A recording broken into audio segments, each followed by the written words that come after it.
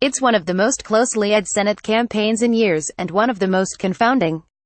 The battle in Alabama between Roy Moore and Doug Jones has pollsters thoroughly flummoxed. The recent polls include a Washington Post survey showing Jones ahead by 3 points, a CBS NewsYouGov survey showing Moore up by 6, and a Gravis poll putting Moore's lead at 4 points. Here's a closer look at what's going on. The central problem is predicting who will vote. For polling organizations, calling potential voters and counting their responses is often the easiest part of the job. The real challenge is to predict who is actually going to show up to cast a ballot. In the last 2 off-year elections in Alabama, somewhere between 40% and 50% of registered voters cast ballots. The Alabama Secretary of State has estimated that this year's special election will draw a smaller turnout, more on the order of 25%. As the electorate shrinks, it usually doesn't do so evenly. One side or the other usually benefits.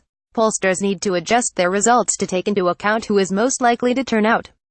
Polling organizations have a variety of techniques to try to forecast what the electorate will look like, and right now, those different approaches are giving very different answers. One approach simply asks people how sure they are that they'll vote. One SurveyMonkey did that, counting as a likely voter those who said they were certain to vote or probably would. They found Jones had a 9-point lead over Moore. Another approach looks at people's vote history rather than ask them about their future behavior. Ask them about the recent past. Did they vote in the last couple of elections?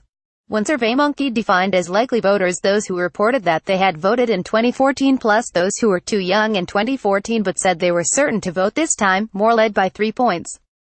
Testing other approaches, the pollsters came up with results ranging from an 8-point Jones lead to a 9-point lead for Moore, all using the same underlying survey data. Monday afternoon, Monmouth University released a survey showing 3 different turnout models. Under a standard midterm turnout similar to 2014, Moore would lead 48%.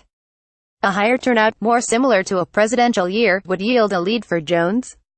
And a turnout model based on the midterm election last month in Virginia showed the 2 candidates tied, with 6% still undecided. They found black voters are key to Democratic hopes in Alabama's Senate race. Will they turn out? When combined with the potential for purely random error inherent in all surveys, the findings make a projection of the outcome virtually impossible.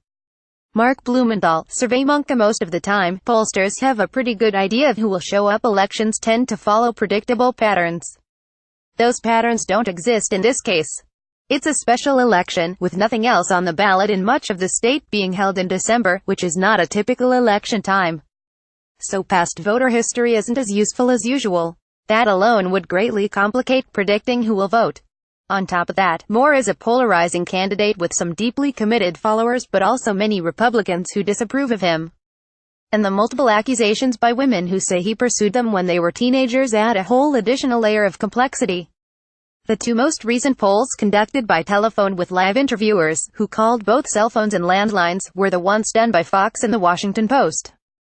Both showed Jones ahead. By contrast, automated polls, which by law cannot call cell phones, have tended to yield results more favorable to Moore.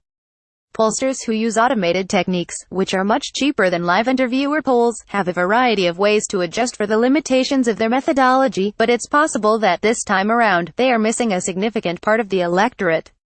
The Fox poll found, for example, that Jones led by 30 points among people reached on cell phones, who tend to be younger than people who usually use a landline. Perhaps some people don't want to admit to an interviewer that they plan to vote for Moore, given the air of scandal surrounding him.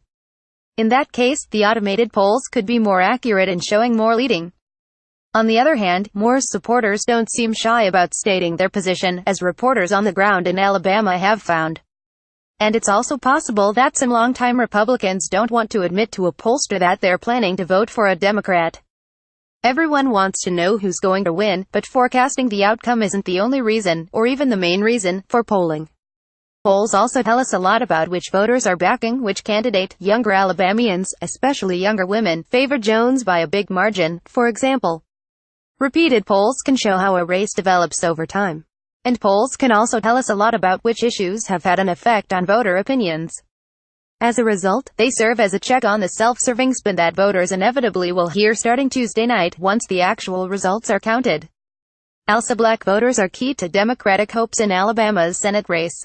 Will they turn out? In Florida, Trump attacks credibility of Roy Moore accuser as he rallies support for Alabama Senate hopeful. Listen to Roy Moore comments on family, slavery and when America was great.